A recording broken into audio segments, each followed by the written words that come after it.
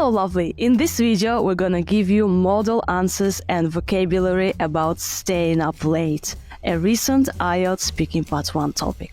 I'm Maria. And my name is Rory, and we're here to help prepare you for IELTS speaking and have a little bit of fun along the way. Staying up late. Why are you laughing? No, this is a great topic, because I've just done this. Oh, right, okay, I thought you were laughing. I didn't realize you were snoring, sorry. That's a bad thing to say. So let's talk about staying up late. Do you enjoy staying up late? I think only if I'm out with my friends, and well, like I say, and we're out having fun. Otherwise, I'd definitely rather be in my bed and wake up well rested for the next day. So stay up late, right, dear listener? So when you stay up late, you go to bed at, 4 a.m., 3 a.m., 1 a.m. at night, 5 a.m. in the morning, so you stay up late, or you go to bed at 7 a.m. in the morning, yeah. And when I asked Rory if he enjoyed staying up late, so enjoy staying up late, Rory said that, well, only if I'm with friends, we're out having fun. So I enjoy staying up late if I'm out doing something. And then you used a nice structure. I'd definitely rather be in bed. So I would, or I had rather. I would here, and there's a reason for that. Because I can't say I will definitely rather be in bed, because will is to talk about when you're sure about something, like 100%. But we have definitely, and that already means 100% sure. And we're also talking about what you would prefer, so I would definitely. Yes, so you can say I'd definitely rather be in bed, or I'd rather go home, I'd rather go to bed early, so I would prefer it, right? A nice structure. Yeah. I'd rather be in bed to wake up like a normal person, or to wake up well rested. Can we talk about only if? Yes, only if. Only if I'm with friends. Is that good? Well, yeah, that's a good structure. Like I enjoy staying up late only if I'm with friends, or only if I'm with, only if I have some quality time with my friends. Do you often stay up late? Oh, far less than I used to. I think it's like only once every other week now. I'm much less of a night owl than I used to be. I like to get my full 8 hours so I can wake up and function effectively the next day. Here, Rory, you use this far less than I used to. Far less. What is it? Far less? Yeah, it just means a lot less. And really, the whole thing should be like far less so a lot less. And so is used here to substitute like far less often than I used to. So instead of repeating the question, we use so. And actually, that's a really important thing to be able to do, because so often people just repeat the question that they hear, and that's not very good for getting a high score. So using this expression, so, to replace that part of the question is quite useful. Substitution. Substitution? Yes, it helps to make your answers coherent and avoid repetition. So, good for you, also for writing and for speaking. Do we have a course for writing? Oh, do we have a course for writing? Maybe we do. Come on, Rory. successwithielts.com/writing. Oh yes, I remember that one too now. You'll never hear the end of it. The link is in the description, so do check it out, okay? Writing course! The link is in my brain. It's stenciled there on the side of my part of the brain that remembers things. I can't remember what it's called right now. Far less. You can also say much less. So I used to stay up late a lot at school or at university, but now much less. I do it much less often. Or you can say far less often, in the same fashion that it's far more expensive to go to Africa than to go to Scotland, for example, from Moscow. And how often is a typical question. So here Rory told us that it's only once every other week. Rory, what is it? Once every other week? it really is just a very good way of being vague or inexact with your time. So every other week is like, there's this week and then there's the other week. So maybe once every 2 weeks. The same idea every other day, maybe once every 2 days, for example. Although I don't stay up late every other day. I only stay up late every other week.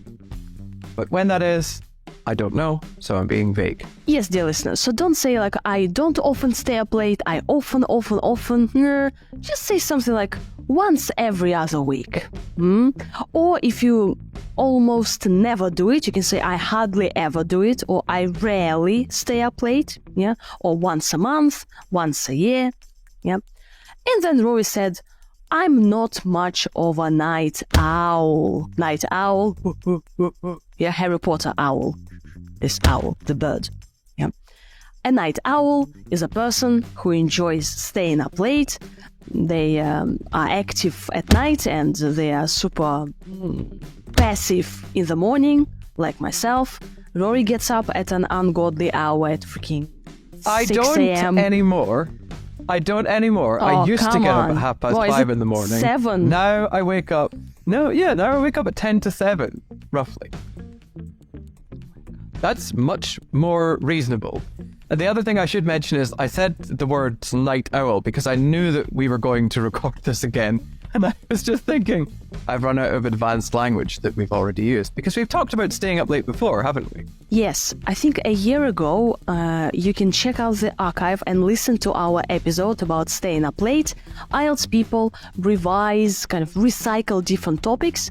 So now staying up late topic is used again, but do check out our another episode that we have on staying up late with some useful vocabulary too. This is the first time we're videoing it though, and also it's important to draw attention to the fact that when I said night owl, I didn't say I'm not much of a night owl, not stressing this idiomatic expression. That's important. I'm not much of a night owl, or I'm not a night owl, or I'm an early bird. If you enjoy getting up early, you can say I never stay up late because I'm an early bird. So I'm super active in the morning. Is early bird also an idiom? Well, yeah, like I don't mean I'm literally a bird. I'm not an early bird, well, I'm a person, so yeah, it's idiomatic. We should do a course on idioms. Just a thought. We are doing a course on idioms. That was not subtle at all, but we are. Yes. Stay tuned. Did you stay up late when you were a kid? Oh, absolutely. It was time for bed when there's the whole world to get out and, and explore. I think we used to pull all-nighters all the time and then promptly keel over the next day from exhaustion. Here Rory asks a question. So it's fine to ask rhetorical questions to answer the examiner's question. So who has time for bed when there is the whole world to get out and explore? So there is a whole world to get out there and explore the world. Who has time for bed? Yeah. It works for anything, though. Could you ask me another question? Maybe not about staying up late, but the same kind of question. Did you enjoy stars when you were a kid? Of course! Who has time for the sun when all those stars are out there? That's like the sun times 1,000,000. There we go. We can do it for anything. Even random questions like that. Did you do much sport when you were a kid? No. Who has time for sport when you can be lazy and read books? That's my honest answer to like how I viewed sport when I was a child. And then, dear listener, Rory used a very nice synonym to stay up late because, like, stay up late. What synonym did you use? An idiomatic one. Did I? What was it? Pull an all-nighter. Ah, yeah. So to pull an all-nighter means to stay up late. This is idiomatic, this is cool, so make sure you use this synonym. And we can say that at university, I used to pull all-nighters. So to pull an all-nighter is like once you stayed up late. Okay? So you went to bed at 4 a.m. in the morning. So I pulled an all-nighter yesterday. At university, I was preparing for my exams and I used to pull all-nighters. So to pull an all-nighter once and to pull all-nighters when you did it regularly at university, for example. That's a good synonym. Rory, what else can I say? So I stayed up late.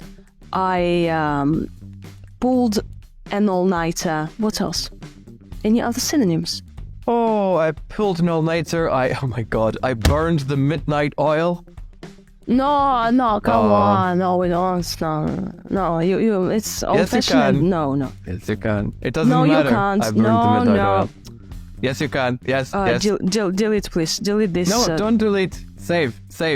Are you joking? No. I like to burn the midnight oil. No, so we can't use it. Oh, sorry. Hey, that's you saying all those things. I haven't said any of them. Everything I've just said has been totally clean, so we can include it. Oh, yeah. Nice. Burn the midnight oil, baby. In fact, I need a lighter. Hold on. You can also use antonyms. For example, I went to bed early, right?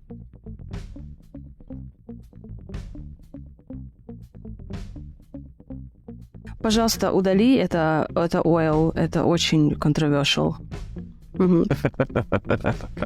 Behold, I'm burning the midnight oil. Oh yeah. Now we have to include it because I'm waving a lighter around.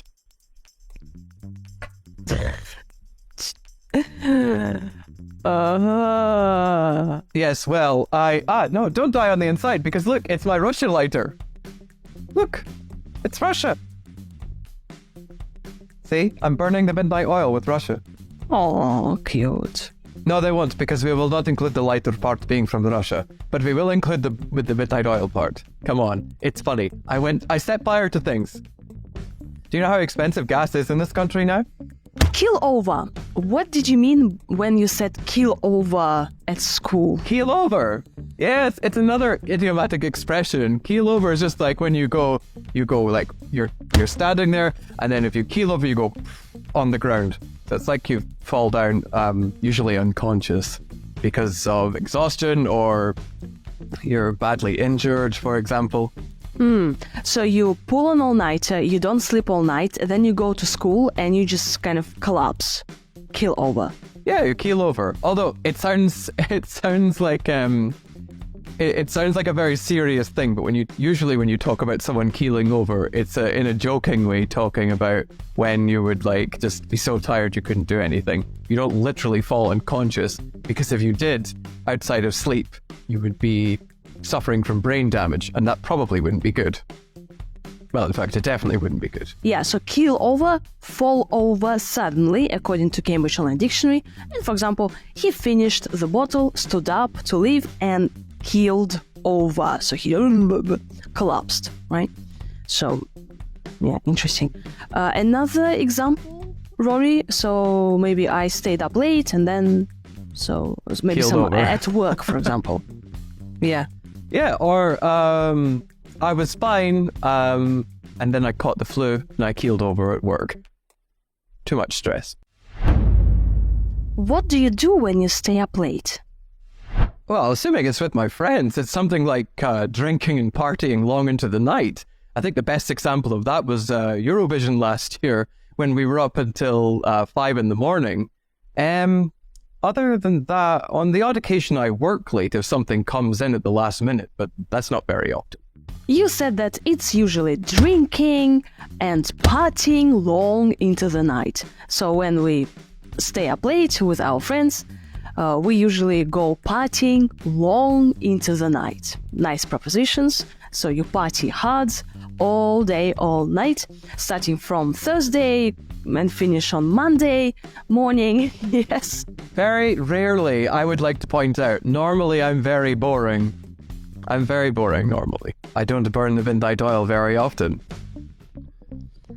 Please, Roy, come on. You kind of, what? You sound like a grandma. Seriously. How old are you? I don't. I have grey hair. It's okay. I'm 99% certain that burning the midnight oil is like a great idiom. You see, look, burning the midnight oil. No one's gonna forget it now. Vanya, I think that he took some pills before recording and they kicked in, and now it's this, Yeah, just now they kicked in. You're basing this solely on my use of the word burning the midnight oil. I am No. Yeah, Rory, your friends never said that to you. And I'm sure even your grandma never said this to you. Where did you take it from? From me? Because you heard me making fun of burn the midnight oil, and now you're taking the piss. Yes, I'm saying this, you're taking the piss. I'm having fun. Why can't I have fun? My God. You've used another synonym. We were up until 5. So we stayed up, we went to party hard, and we were up till 5 a.m. Yeah. Yeah, Rory boy. Naughty. Huh? Like, well, no, we were up until 5 in the morning. I think 5 in the morning is more informal than 5 a.m. 5 in the morning. It's 10:30 in the morning now. There's no need to burn the midnight oil. Usually Rory doesn't do it because he's dull and boring.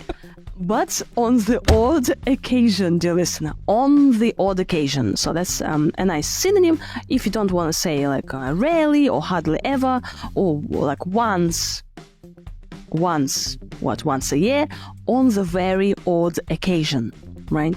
Something like special occasion. Yes, it's not often. Odd occasion. Like an odd number. How do you feel after you stay up late? Tired? I'm not sure how else I'm supposed to answer that, to be honest with you.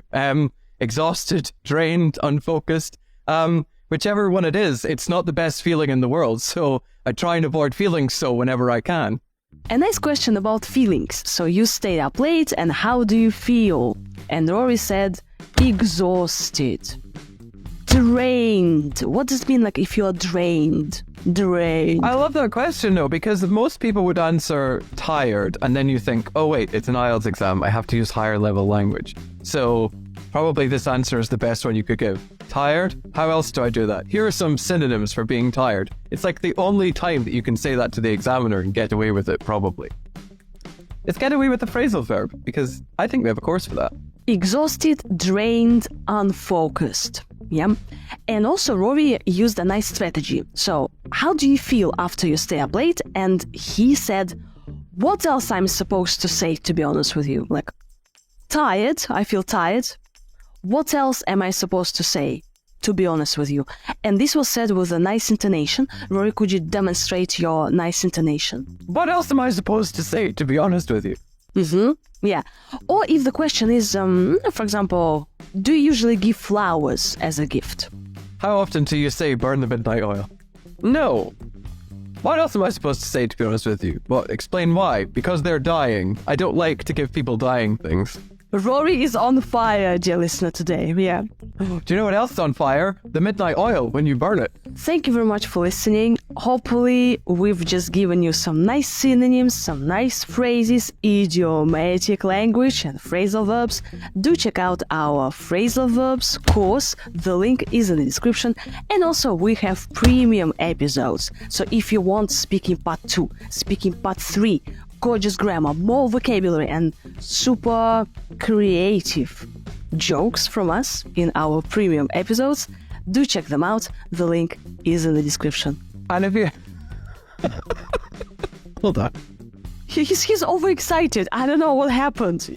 I don't know. And I've been trapped in a chair talking about ChatGPT for nothing for the last hour and a half. And if you want to learn more about how to use substitution for your speaking test, you can now sign up for classes with me. The link is also in the description below. Bye. Oh, hold on. I need to wave. Hold on, I need to wave. And if you want to learn more about how to use idioms and substitution in your language, you can sign up for classes with me. The link is also in the description below. Bye-bye. Bye. Like, come on. It's fun.